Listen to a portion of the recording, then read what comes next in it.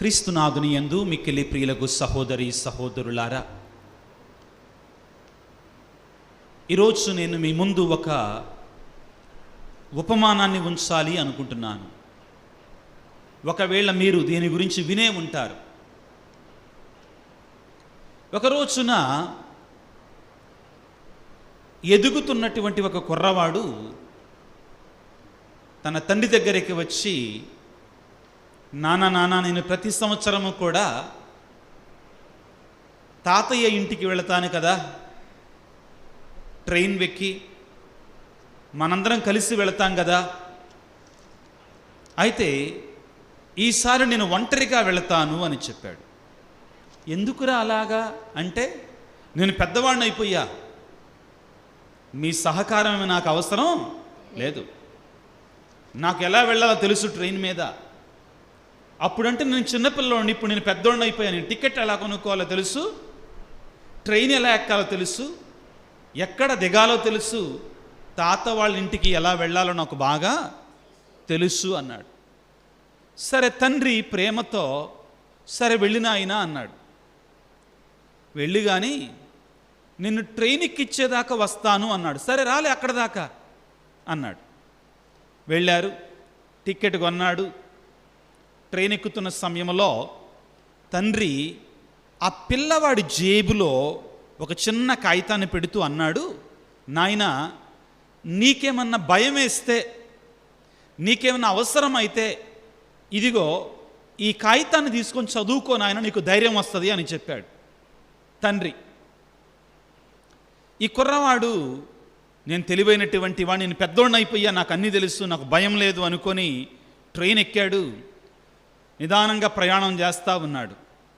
కొంచెం ఆగిన తర్వాత ఆ వ్యక్తులందరూ కూడా అపరిచితుల్లాగా కనపడుతున్నారు. ఎలా కనపడుతున్నారు? నిదానంగా తనలో భయం బయలుదేరింది, ఒంటరితనం బయలుదేరింది.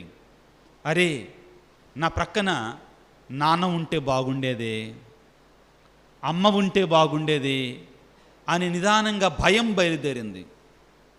ఇంకా కొంచెం సేపు ఆగిన తర్వాత ఆ బయట ఉన్న వాతావరణం కూడా చీకటి పడటం ప్రారంభించింది. ఇంకా భయం బయలుదేరింది, ఎక్కువైపోయింది. ఇక తట్టుకోలేకపోయాడు.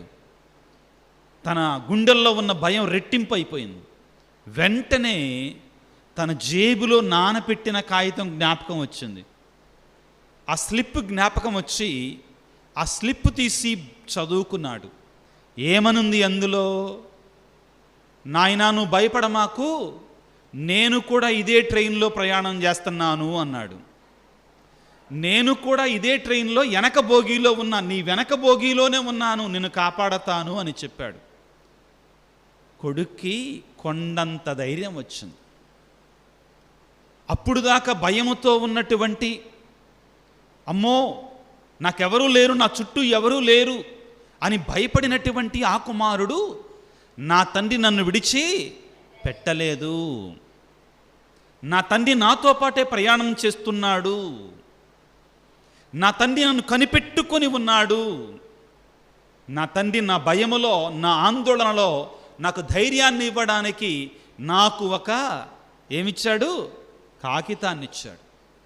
క్రీస్తునాథుని యందు మిక్కిలి ప్రియా సహోదరి సహోదరులారా, మన భయాలలో మనకు తోడుగా ఉండడానికి, మనతో ఉన్నాడని చెప్పడానికి మనందరికీ కూడా ఒక పుస్తకాన్ని ఇచ్చాడు దేవుడు. దాన్ని జేబులో పెట్టుకోమన్నాడు, ఎప్పుడు దానిని మీతో ఉంచుకోమన్నాడు. ఏమిటి ఆ పుస్తకం? ఇదిగో ఈ బైబిల్ గ్రంథం. అయితే ప్రియులారా, ఆ కుమారుడికి ఆ తండ్రి రైలు ఎక్కుతూ ఉండగా ఒక చిన్న పేపరే ఇచ్చాడు, ఒక లైను మాత్రమే రాశాడు. ఏమని? నాయనా నేను కూడా నీతో పాటే ప్రయాణము చేస్తూ ఉన్నాను, నిన్ను విడిచిపెట్టలేదు, నీవు ధైర్యంగా ఉండని మాత్రమే రాశాడు. కానీ ఈ బైబిల్ గ్రంథములో మన తండ్రి, మన పరలోక తండ్రి, మన ప్రియమైనటువంటి పరలోక తండ్రి ప్రియులారా, 1 కాదు 2 కాదు 3 కాదు, కోకొల్లలు ఉదాహరణలని మనతో ఉన్నాడు దేవుడని చెప్పటానికి ఎన్నో అద్భుతాలు చేశాడు ప్రియులారా ఈ యొక్క పరిశుద్ధ బైబిల్ గ్రంథములో.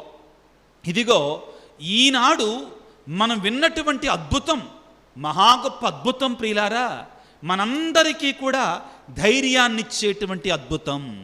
ఏమిటి అంటే, మన శ్రమలలో, మన ఇహలోక జీవిత ప్రయాణములో, మన కష్టాలలో దేవుడు మనకి తోడుగా ఉంటాడు, మనను విడిచిపెట్టే దేవుడు కాడు అని చెప్పటానికి నిదర్శనం ఈ రోజున మనం విన్నటువంటి వాక్యం. శిష్యులు ప్రయాణమై వెళుతూ ఉన్నారు, సముద్రం మీద ప్రయాణమై వెళుతూ ఉన్నారు. యేసు ప్రభువు కూడా ఆ పడవలో ఉన్నారు, ప్రయాణం వెళుతూ ఉండగా.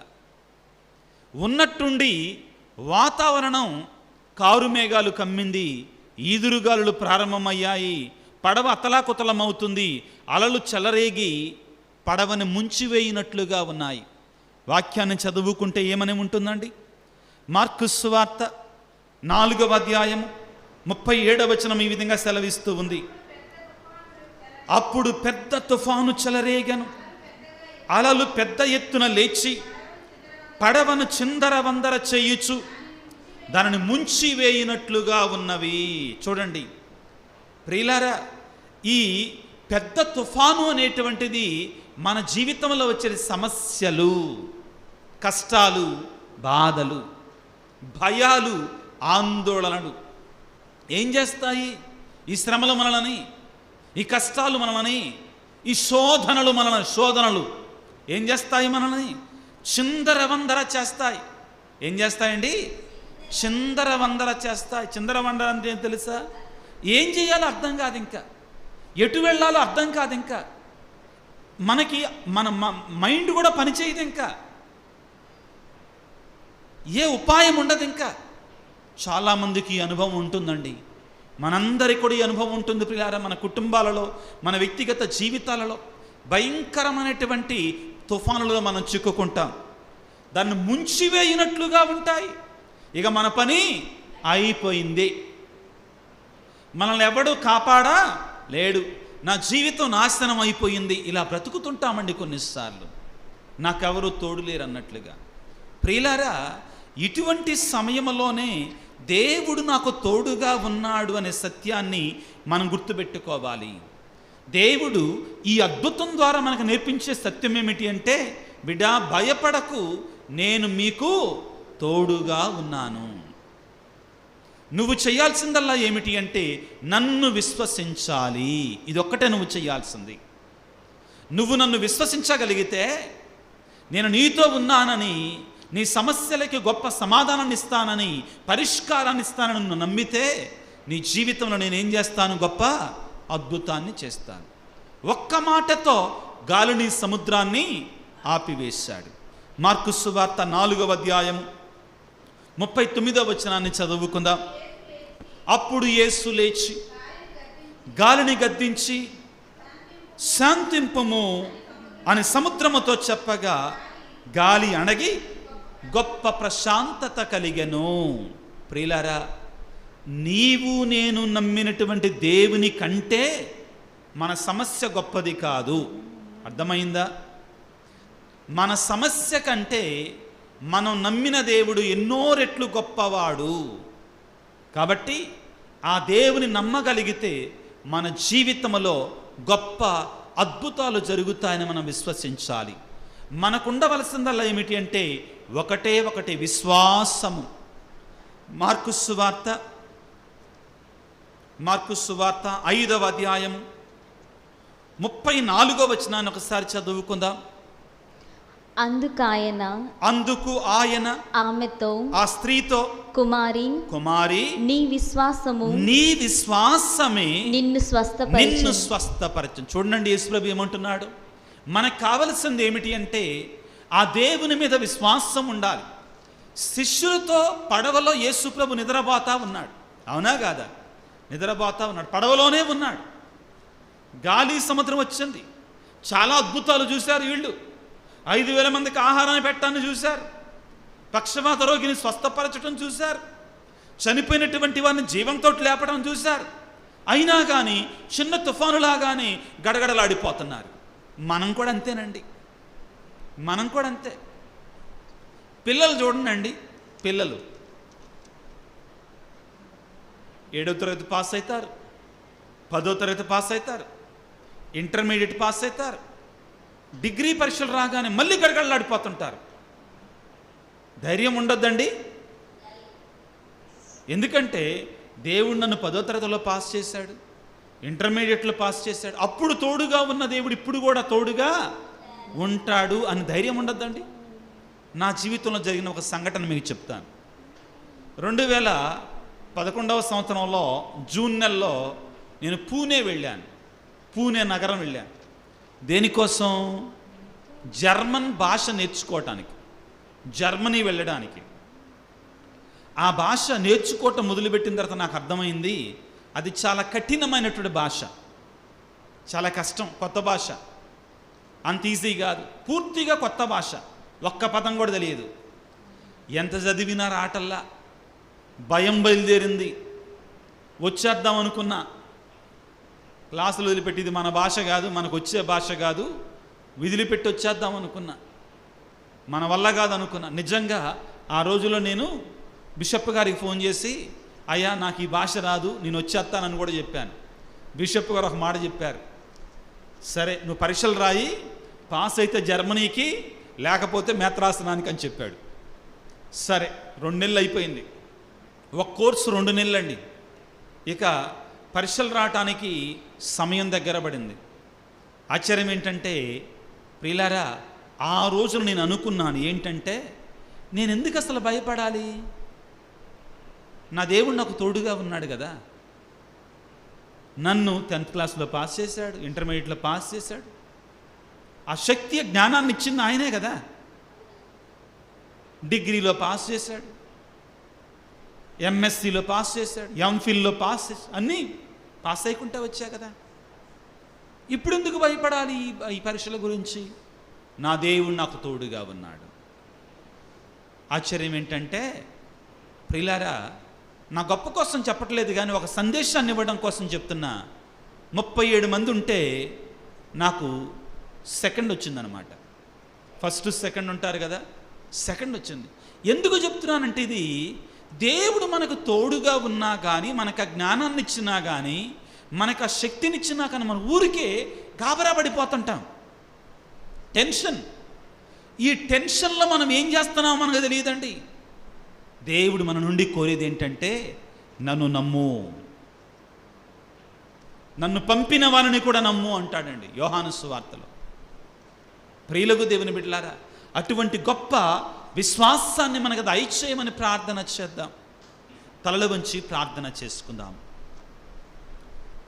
సర్వశక్తిమంతుడా, సర్వోన్నతుడా, ప్రేమామయుడా, యేసురాజా, ఈనాడు శిష్యులు పడవపై గలిలయ సముద్రముపై ప్రయాణమై వెళుతుండగా గొప్ప తుఫాను చెలరేగింది. ఒక భయంకరమైన సమస్యలో వాళ్ళు ఇరుక్కుపోయారు. ఒక భయంకరమైనటువంటి కష్టములో, బాధలో, శ్రమలో వాళ్ళు ఇరుక్కుపోయారు నాయన. కానీ భయపడిపోయారు, ఆందోళన చెందారు. మా జీవితంలో కూడా ఎన్నో సందర్భాలలో సమస్యలు, సవాళ్ళు, కష్టాలు, శ్రమలు వచ్చినప్పుడు మేము కూడా శిష్యులలాగా గాబరా పడిపోతున్నాం, అతలాకుతలమైపోతున్నాం, భయపడిపోతున్నాము తండ్రి. కానీ ఆ పడవలో నీవున్నావని, ఆ సమస్య కంటే గొప్ప దేవుడవు నీవని వాళ్ళు గ్రహించలేకపోయారు. మేము కూడా క్రైస్తవులమై ఉండి కూడా నీ శక్తిని గుర్తించలేకపోతున్నాం, నీ మహిమను గుర్తించలేకపోతున్నాం. మా సమస్యలలో విశ్వాసముతో నీ వద్దకు రాలేకపోతున్నామయ్యా. మా విశ్వాసాన్ని బలపరచండి, మమ్మల్ని గద్దించండి నాయన అవసరమైతే, కానీ మా విశ్వాసాన్ని దృఢపరచండి నాయన. మా సమస్యలలో, మా బాధలలో, మా కష్టాలు, కన్నీళ్లలో మీరు మాకు తోడుగా ఉండండి. మా శోధన సమయంలో తండ్రి మీ శక్తిని మాకు దయచేసి సమస్యల నుండి బయటపడే శక్తిని మాకు దయచేయండి. ఈనాడు ఈ వాక్య పరిచర్యలో, ఈ దీపావళి పూజలో పాల్గొంటున్నటువంటి ఈయన బిడ్డలందరినీ దయతో దీవించమని, ఆశీర్వదించమని, వారికి తలంపులను, ఉద్దేశాలను దీవించమని మా ప్రభు అయిన క్రీస్తు ద్వారా వేడుకొనుచున్నాము తండ్రి. ఆమేన్.